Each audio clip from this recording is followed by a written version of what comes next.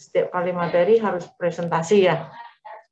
Jadi rencananya untuk materi yang ini presentasinya hari Selasa ya. Ya. Grupnya kan sudah dibagikan kan? Ya enggak? Kansa? Iya Ibu, baik. Ya. Oke ya, jadi kasih tahu grup yang harus bikin tugas tentang jejas adaptasi dan kematian sel itu presentasinya hari Selasa. Kemudian hari Selasa juga ada inflamasi dan pemulihan jaringan. Ya. Jadi ada 2 grup yang maju presentasi. Oke. Saya akan memulai perkuliahan ya. Selamat pagi. Kalau istilah orang kalau nggak kenal kita nggak akan sayang ya. Saya perkenalkan diri saya. Saya punya nama ini aslinya Maria Sylvester Tadeus. Saya sudah jadi dosen hampir 30 tahun ya. Jadi cukup senior. Ini pendidikan saya S1 di FK Atmajaya Jakarta. S2-nya di FKUI dan S3-nya FKUGM. Riwayat pendidikan saya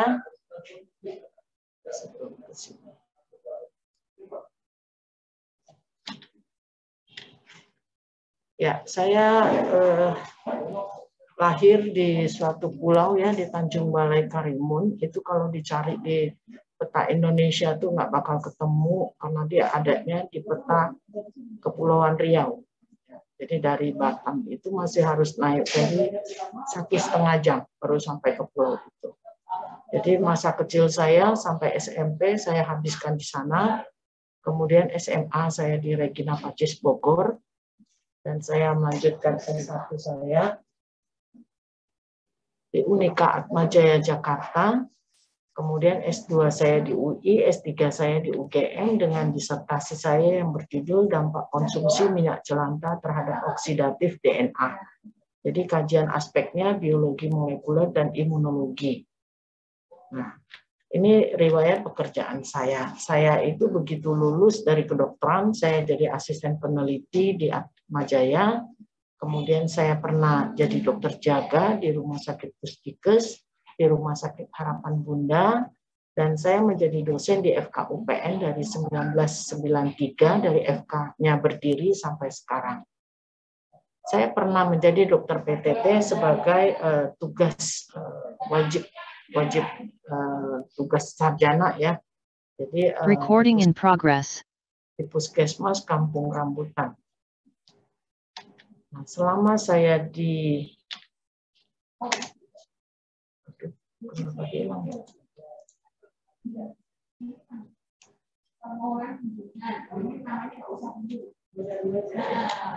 ya, nah, selama saya di UPN ini jabatan-jabatan yang pernah saya pegang ya.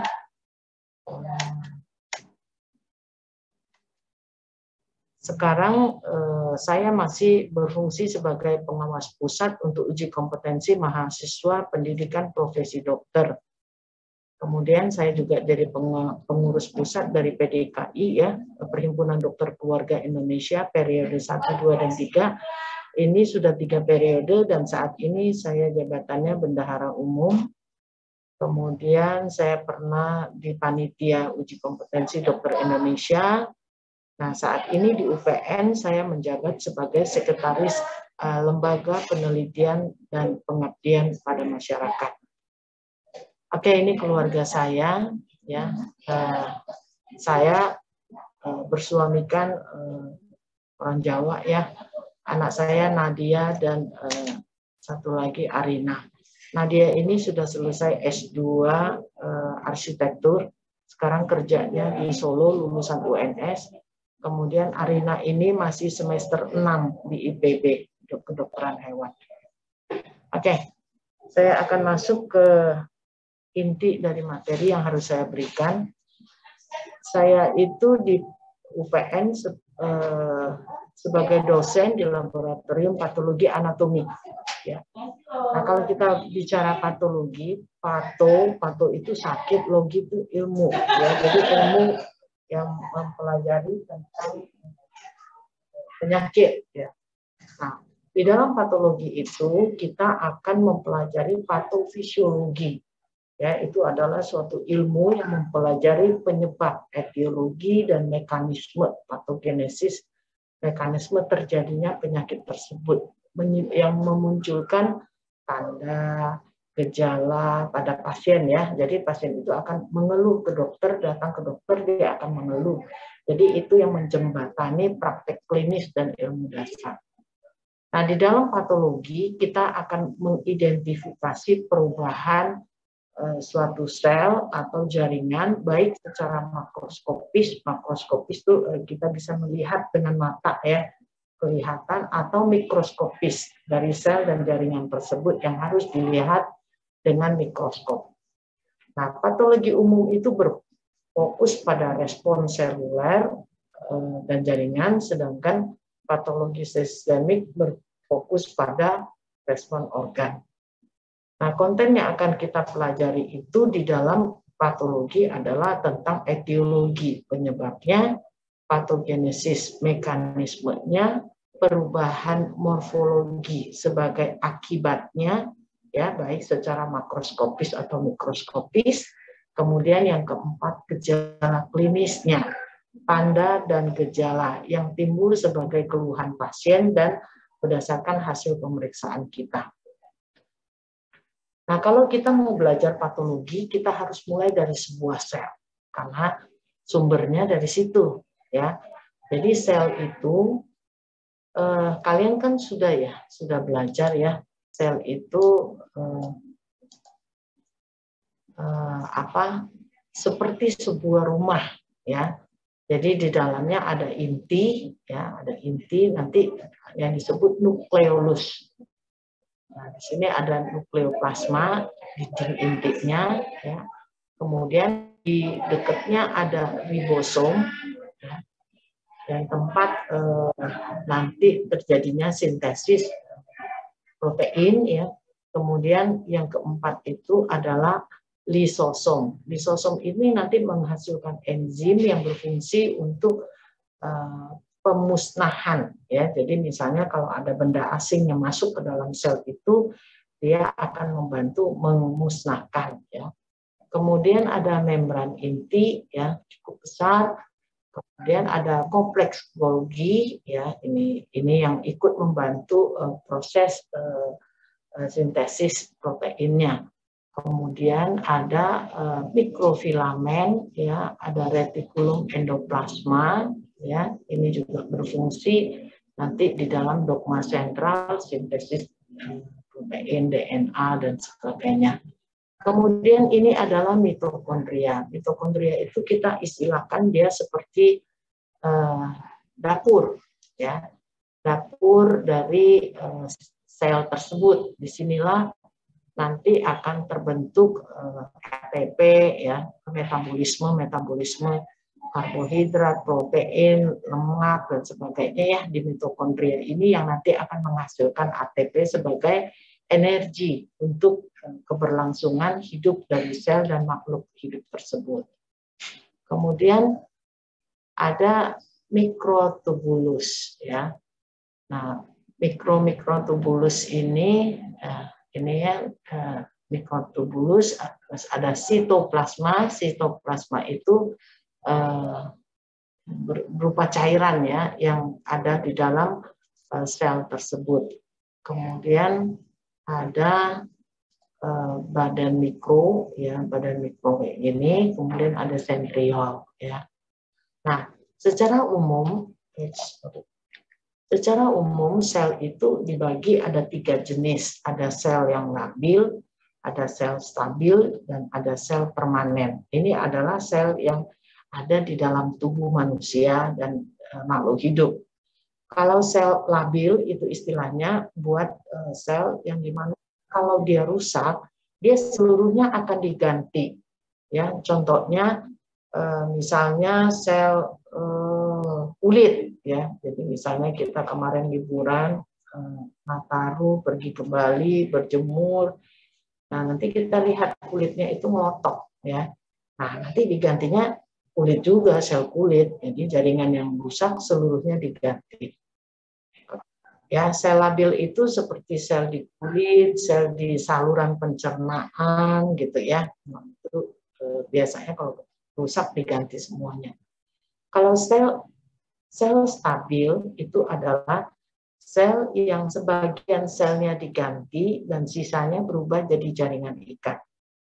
Biasa itu sel stabil itu paling banyak paling mudah kita temukan di contohnya seperti hati ya.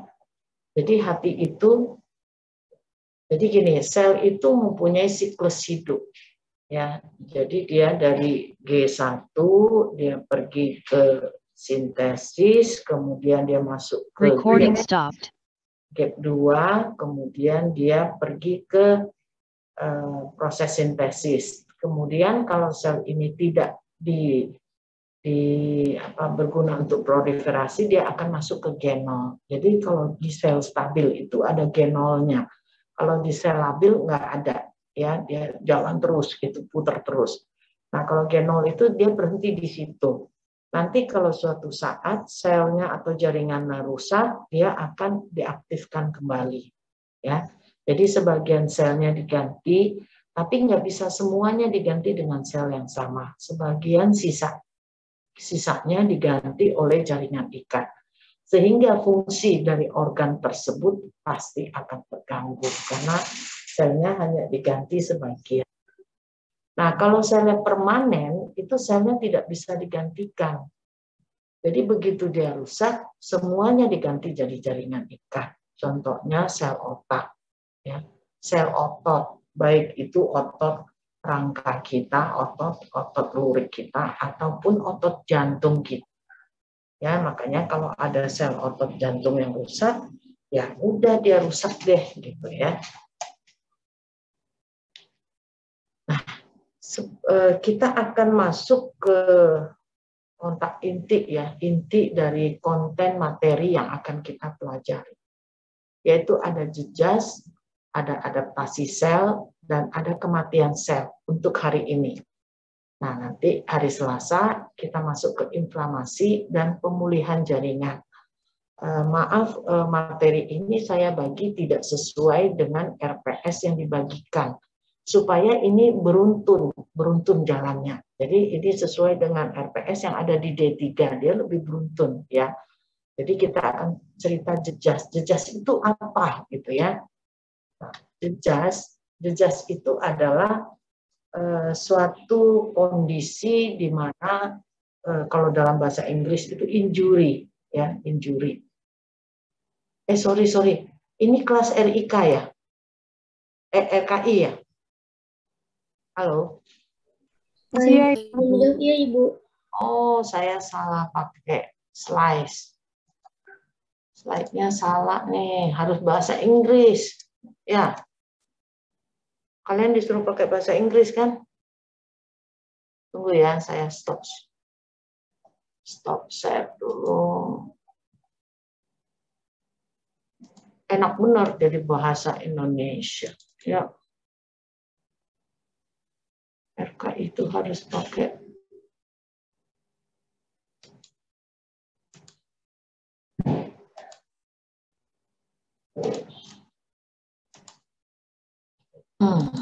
ini ya. Ini kita sudah sampai sini. Oke. Nah, nanti kalau sel itu kena jejas atau kena gangguan ya, bisa apa aja ya jejasnya. Maka sel itu hebat banget ya. Sel itu memiliki mekanisme adaptasi seluler terhadap berbagai macam gangguan ya. Jadi injury itu gangguan yang terjadi pada sel. Sebagai contoh, kalau ada reaksi pada sel otot yang sering terjadi apabila di bawah tekanan yang abnormal. Ya, misalnya seorang binaragawan, yuk melatih terus ototnya, dilatih terus. Nah, akhirnya ini sudah belum? Sudah ada share screen saya belum tampak? Sudah, Ibu. Sudah ada, Ibu. Nah, jadi binaragawan itu dia latih terus ya, itu merupakan suatu stresor buat sel otot tangan yang buat dia latihan, sehingga nanti bisepsnya menjadi membesar. Itu namanya hipertrofi gitu ya. Terus nanti melalui mekanisme ini sel-sel otot jantung juga bisa, misalnya pada orang yang tekanan darahnya tinggi. Kalau tekanannya tinggi, kerja jantungnya kan menjadi lebih itu ya, nanti sel otot jantungnya juga bisa mengalami pembengkakan, ya istilah orang awam itu pembengkakan jantung, itu hipertrofi. Jadi adaptasi ini ada yang patologis dan ada yang fisiologi ya. Kalau untuk binaragawan itu fisiologi ya, berarti bagus kan. Tapi kalau untuk jantung yang membesar itu patologis ya. Mau seberapa besar pun jantung itu fungsinya bisa terganggu ya. Nah, di dalam adaptasi itu nanti kita akan pelajari hiperplasia, hipertrofi, atrofi, dan metaplasia. Kemudian kerusakan di dalam sel, ya, kerusakan di dalam sel akibat sel injury ini, itu dia bisa bersifat sementara, ya, reversible artinya kalau jejasnya atau injurinya dihilangkan, maka dia akan kembali lagi normal. Atau nanti kalau jejasnya menjadi permanen, ya, jadi kerusakannya jadi permanen, menjadi irreversible, jadi kerusakannya menetap. Di dalam injury, sel itu juga bisa melakukan intracellular accumulation. Ada juga dia melakukan kalsifikasi, ini bukan klasifikasi ya, kalsifikasi patologis ya. Kemudian adanya penuaan sel dan kematian sel ya. Kematian sel bisa melalui dua cara, yaitu melalui nekrosis dan apoptosis.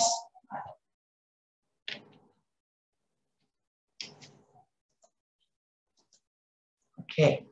Pada sel yang mengalami kerusakan, yang mengalami cedera, ya, injury, itu adalah cedera sel yang diakibatkan oleh berbagai tekanan yang dihadapi oleh sel sebagai akibat dari perubahan lingkungan, baik itu lingkungan internal maupun lingkungan eksternal. Kemudian cedera sel umumnya terjadi pada semua proses yang berhubungan dengan patologi, ya, cedera sel. Nah, hasil dari cedera sel dari gangguan satu atau lebih komponen dari selulernya akan mempertahankan kelangsungan hidup sel. Jadi sel itu tetap akan mempertahankan dirinya untuk tetap hidup. Nah, pada cedera sel itu terjadi cedera pada satu titik yang menyebabkan adanya serangkaian efek. Contohnya sel itu bisa beradaptasi secara seluler, sel itu juga bisa diperbaiki, ya, artinya dia reversible, tadi udah disebutkan ya, dan yang tidak bisa diperbaiki atau yang bersifat kerusakan selnya permanen, makanya dia irreversible. Terus bisa terjadi perubahan subseluler dan akumulasi intraseluler, ya, yang tadi disampaikan. Bisa ada kalsifikasi patologik, ada penuaan sel, ada akumulasi intraseluler. Jadi kita lihat gambar di bawah ini, ada sel yang normal.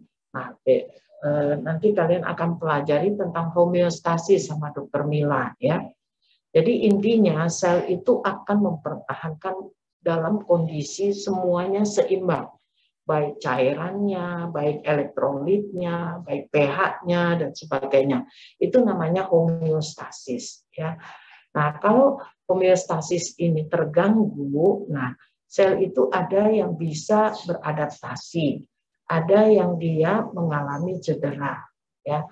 Nah, dalam adaptasi itu dilihat juga kalau cederanya terus-terusan, stresornya terus-terusan diberikan, nah, lama-lama dia selnya juga mati, gitu ya. Nah, jadi dilihat sifatnya. Nah, apa sih yang menyebabkan terjadinya cedera sel? Cedera sel itu bisa terjadi nih kayak ini ya, ini pembuluh darah. Ini pembuluh darah, kemudian ada sumbatan. Ya, ini namanya iskemia. Artinya di bagian distal sebelah sini tidak dapat aliran darah. Tidak dapat aliran darah artinya berarti oksigennya menurun.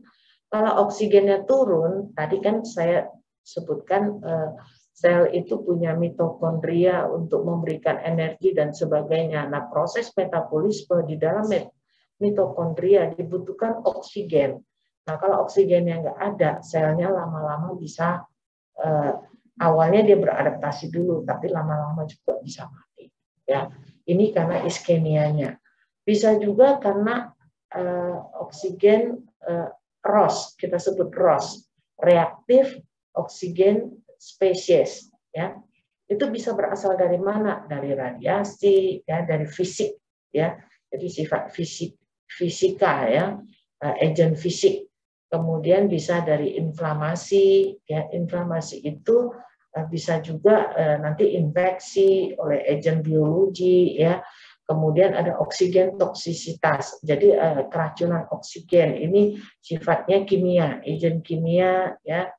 Kemudian ada kimia yang lain, ya, kimia-kimia yang lain seperti zat-zat kimia seperti saat ini kayak kita nih sering beli makanan yang tahu-tahu ada pewarna pakaian gitu ya, itu kan zat kimia. Atau kita makan bakso yang ada boraksnya gitu ya, nah itu zat-zat kimia, ya. Itu semua nanti di dalam tubuh dia akan membentuk radikal bebas, ya, yang berbentuk ROS. Ya, ROS itu reaktif oksigen spesies. Nah, kita sekarang ke iskemia ini, ya, hipoksia. Ini kalau kekurangan oksigen ini namanya hipoksia. Nah, kalau pada hipoksia, ya, di sini akan terjadi, kamu lihat ya kotaknya, kotak kalau kena sumbatan, ya. Nah, sumbatan itu yang kita dalam penyakit yang otak itu yang disebut stroke, ya, pendarahan. Ya, dia pendarahan, bagian distalnya nggak dapet aliran darah. Terus di jantung juga, ya, di jantung juga bisa ada orang serangan jantung, ya. Nah, terjadi infak miokard, nih, ya, dia, ototnya itu berubah warna menjadi pucat, ya. Nah, hipoksia ini bisa terjadi karena deprivasi dari oksigen, ya. Jadi terjadi hipoksia. Penyebab yang tersering itu karena iskemia, ya. Tadi contoh gambar di atas itu iskemia, di mana terhentinya suplai darah dalam jaringan. Jadi dalam jaringan bagian distalnya kekurangan jaringan. Contohnya ini sering terjadi, ya, pada paru-paru itu anemia, asma pada paru-paru, anemia itu pada orang dengan kekurangan sel darah merah. Ya, kalian tahu bahwa oksigen itu diikat oleh sel darah merah. Jadi kalau sel darah merah yang kurang, ya pasti dia akan kekurangan, akan mengalami hipoksia, ya. Terus juga kita sering dengar, ya, ditemukan orang yang meninggal di dalam mobil yang nyala AC-nya, ya, mesinnya nyala, AC-nya nyala, ternyata dia menghirup racun dari karbon monoksida, ya, CO. Nah, ini semua hipoksia, ini salah letaknya, ya. Hipoksia ini akan menyebabkan kerusakan pada jaringan-jaringan. Nah, tadi itu karena iskemia, ya. Kalau ini karena agent infeksi, bisa berupa bakteri, virus, jamur, parasit, ya, protozoa, ya. Contoh tuberkulosis. Ini pada mana nih? Pada lidah. Lidah aja bisa kena TBC itu, ya. Pada actinomycosis ini oleh jamur. Ini bakteri, ya, tuberkulosis oleh Mycobacterium tuberculosis, ini adalah bakteri tahan asam, ya. Terus ini candidiasis, ini, ya, di lidah, ya, ini candidiasis jamur di lidah. Ini herpes, ya, herpes itu juga di lidah, ya, bisa, ya. Nah, ini karena virus, ya. adenovirus bisa ya. Ini karena agent kimia ya, akibat luka bakar karena aspirin ya. Nah, jadi kita bisa lihat semua bahan dapat menimbulkan jejas ya, bahkan zat-zat yang tak berbahaya sekalipun kalau dalam kadar yang terlalu tinggi atau terlalu rendah.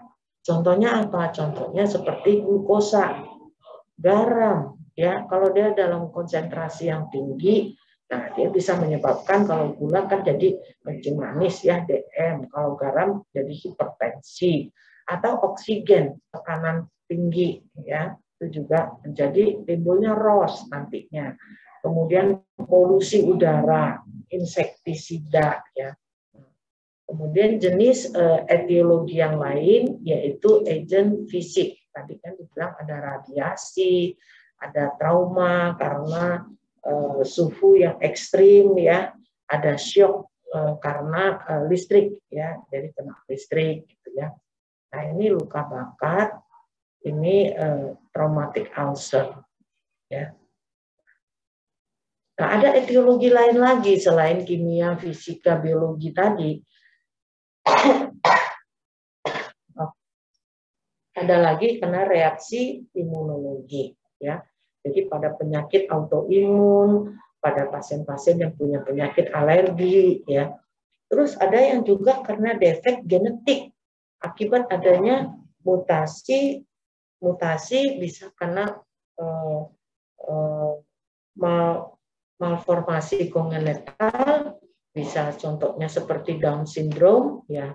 Nah, terus juga bisa juga karena ketidakseimbangan nutrisi ya. Jadi ada kekurangan kalori dari protein. Nah, makanya kalau mau diet itu harus diet seimbang, nggak boleh hanya diet keto, diet apa gitu ya, hanya satu jenis makromolekul dari gizi tersebut, nggak bisa ya. Jadi dia harus